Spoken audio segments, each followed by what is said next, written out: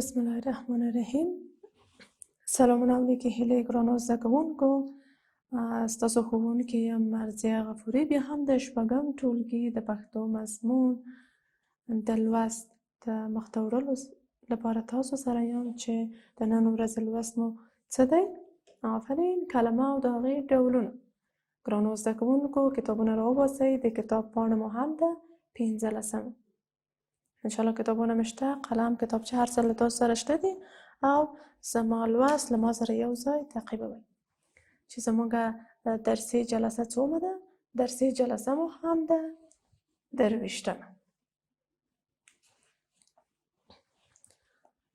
ګرانو زده کوونکو بیا هم د لوی او بښونکي خدای په نامه یا د بسم الله الرحمن الرحیم په ویلو سره د خپله لوست یعنی د نن ورځې لوست پیلوو. موږ لوست کې ولوستل چې کلمه څه ته وایي. موږ د نن ورځې لوست څه دی؟ کلمه او د هغې ډولونه. کلمه تاسو زده ده چې کلمه هغه کوچنی ژبنی توکی دی یا هغه کوچني ژبني توکي دي چې ځینې په خپله پوره معنا او مفهوم لري او ځینې نه لري. موږ دا مو هم ولوستل چې خپله دغه د کلمې ډولونه په 2 ډوله وو: خپلواکې کلمې او ناخپلواکې کلمې. ګرانو زده کوونکو مثالونه مې هم تاسو ته د خپلواکو کلمو درکړل، ناخپلواکو کلمو مې هم درکړل. نن راځو د همدغه خپلواکې کلمې او ناخپلواکې کلمې په دې اړه موږ لوست لولو. تاسو ګورئ، تاسو هم کولی شئ همدغسې خپلو کتابچو کې ولیکئ کلمه او د هغې ډولونه. کلمه په څو ډوله ده؟ موږ ویلي په 2 ډوله ده. یو خپلواکې کلمې، دویم هم ناخپلواکې کلمې. راځو په کتاب کې تاسو کتابونه راوباسئ. زه د خپلواکې کلمې تعریف تاسو ته وایم، تاسو په دقیق ډول هغه واورئ.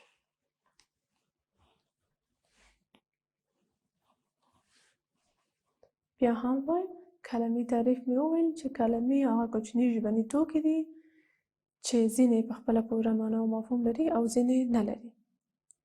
یعنی کلمې ډېر ډولونه لري. په دې ډولونو کې موږ په لومړي سر کې په 2 برخو ویشو، بیا خپلواکې او ناخپلواکې. بیا خپل هم د خپلواکې هم ډېر ډولونه لري او ناخپلواکې هم، چې ناخپلواکې کلمې چې دي پوره معنا او مفهوم نه لري.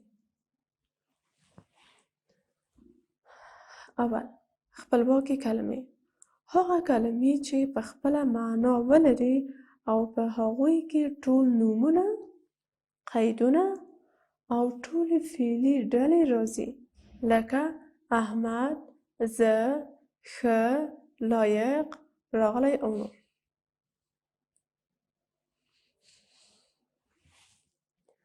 بیا هم تاسو ته وایم متوجه اوسئ.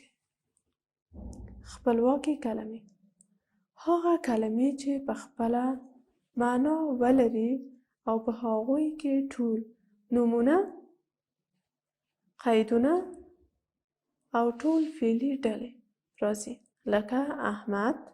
احمد څه دی؟ آفرین، ګرانو زده کوونکي وایي نوم دی. زه ضمیر دی، زما. مثلا وایم هغه د غایب ضمیر دی. ښه څه دی؟ صفت دی، ستاینوم دی. لایق ستاینوم دی.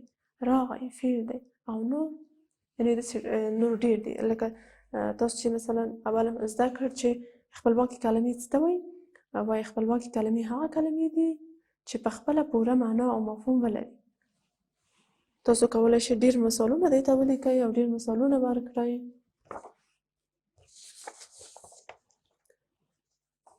لکه تاسو د اوس په کور کې، په اتاق کې، په هر ځای کې چې یئ نه، تاسو هر هغه څه چې د اوس وینئ خپل تاسو سره چې نږدې دي، هر هغه څه چې تاسو سره نږدې دي، کولی شئ هغه ټول ما ته ولیکئ. ډېر ښه، کتابچې م راوباسئ. په کتابچو کې د اوس هر هغه څه چې تاسو په سترګو وینئ هم د اوس هغه ټول ولیکئ په کتابچو کې. لکه زه دلته د اوس زه څه وینم په خپله دغه ځای کې چې زه یم، زه لیکم میز،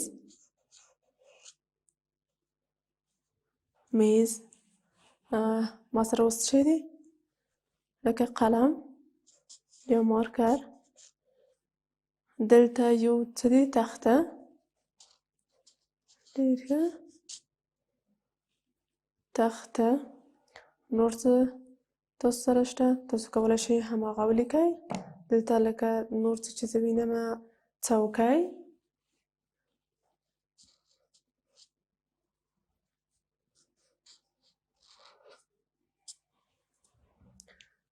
تاسو وګورئ ښه.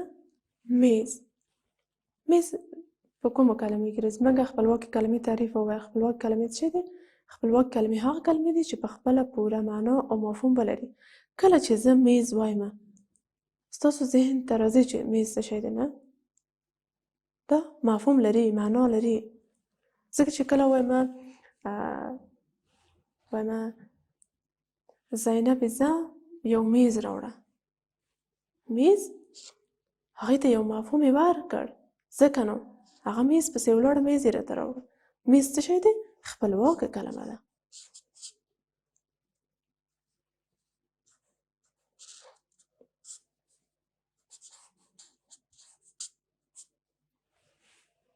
ولې خپلواکه کلمه ورته وایي؟ ځکه چې د خپله پوره معنا او مفهوم لري. قلم. قلم هم کله زه وایم تاسو مفهوم ترې واخیسته. قلم هم یوه خپلواکه کلمه ده. تخته. تخته هم خپلواکه کلمه ده. څوکۍ. څوکۍ هم خپلواکه کلمه ده. دا ټول نه تاسو مفهوم واخیسته. طباشیر. سم؟ دا ټولې چې دي خپلواکه کلمې دي، ځکه چې تاسو ترې مفهوم واخیسته. موږ وویلې خپلواکه کلمې هغه کلمې دي چې په خپله پوره معنا او مفهوم ولري. کله نو چې تاسو دغه تعریف زده کړ چې خپلواکه کلمې هغه کلمې دي چې په خپله پوره معنا او مفهوم ولري، نو تاسو کولی شئ د اوس په کور کې چې یاستئ هر هغه چې تاسو څنګه تاسو ولیکل. د اوس هره کلمه چې تاسو لیکلې لکه څنګه چې ما وویلې میز مفهوم لري، تاسو خپل ځان نه پوښتنه وکړئ.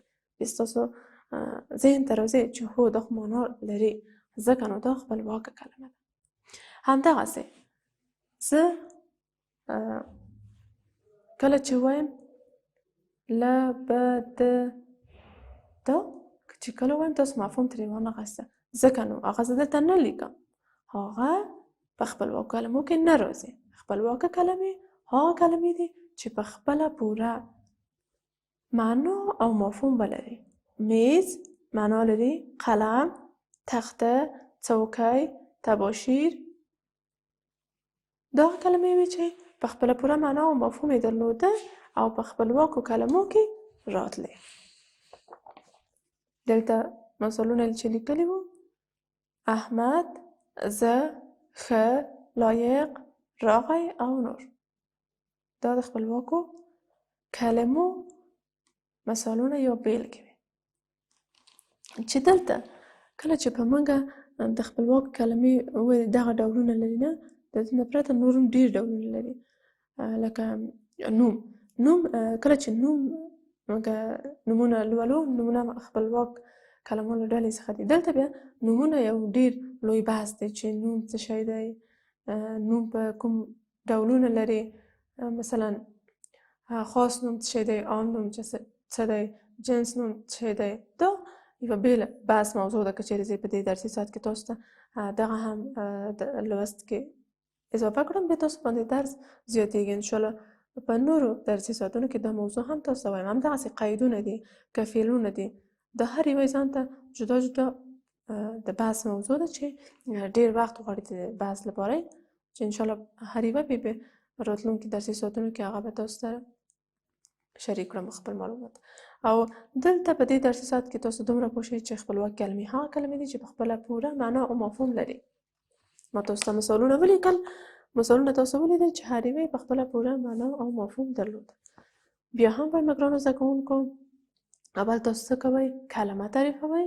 کلمې تعریف هم زده وي. کلمه هغه کوچني ژبني توکي دي چې په خپله پوره معنا او مفهوم ولري، یعنې ځینې وخت په خپله پوره معنا او مفهوم لري او ځینې وخت یې نه لري. خو هغه چې په خپله پوره معنا او مفهوم نه لري، بیا هغه د خپلواکو کلمو سره یو ځای کېږي، بیا معنا یې تکمیله کېږي.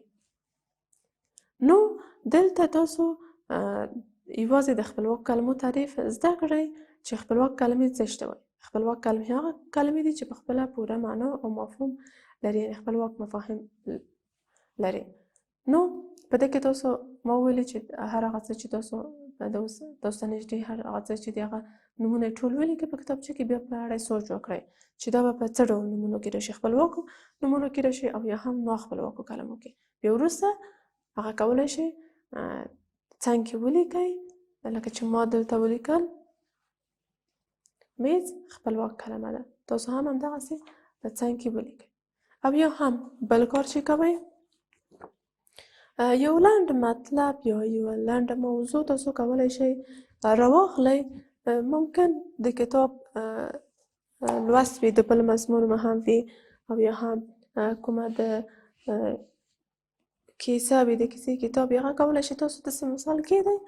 دلته لکه زما دوست هغه دی چې ما د خپلو عیبونو څخه خبر کړي. دلته وګورئ، هغه دوست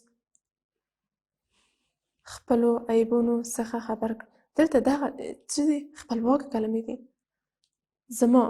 زما خپلواکه کلمه ده، ځکه چې کله چې زه وایم زما قلم، زما مارکر، زما